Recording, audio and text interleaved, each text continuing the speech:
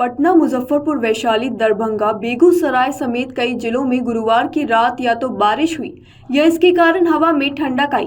लेकिन इससे पहले बुधवार सुबह से गुरुवार शाम तक सड़क, बस स्टैंड, स्टेशन पर चलते टहलते या मतदान की तैयारी कर रहे लोगों की मौतों की संख्या 73 पहुंच गई। गुरुवार को औरंगाबाद में सर्वाधिक 15 मौतें हुई। इसके बाद पटना में 11 मौतों की खबर सामने आई।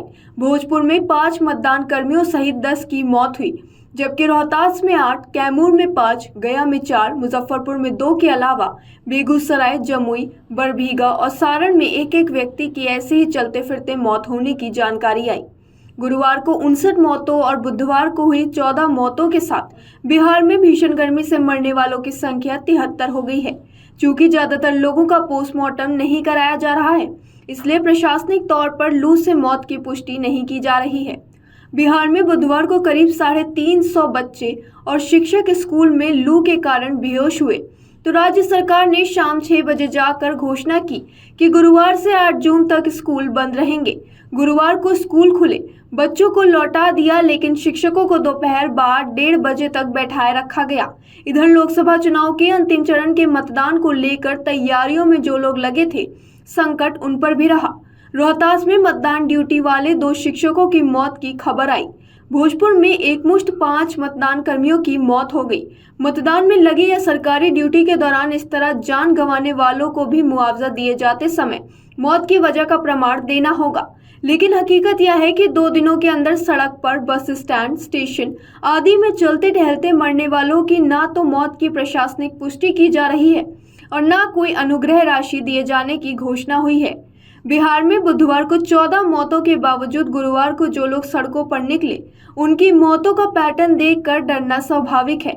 गुरुवार को पटना में जिन 11 लोगों की मौत हुई, उसका रूप डरा रहा है। जेपी सेतु पर हाईवे चालक ने दम तोड़ दिया। दीघा में 65 साल की महिला ने देखते देखते दुनिया छोड़ दी। बाढ़ स्टेशन पर उत्तर प्रदेश निवासी महिला की मौत हो गई।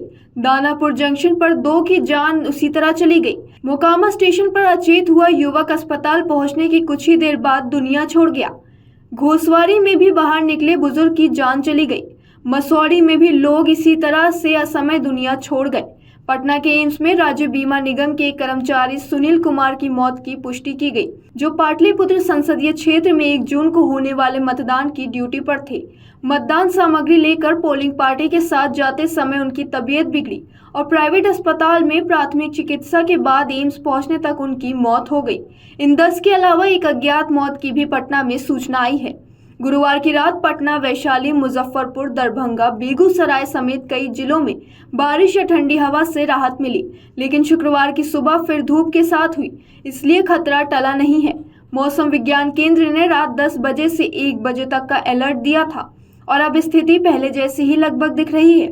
शुक्रवार को सर्वाधिक 47.1 डिग्री तापमान बक्सर में दर्ज किया गया था। औरंगाबाद में 46.1 डिग्री, डेहरी में 46 डिग्री, गया में 45.2 डिग्री, अरवल में 44.8 डिग्री और भोजपुर में अधिकतम तापमान 44.1 डिग्री दर्ज किया गया था।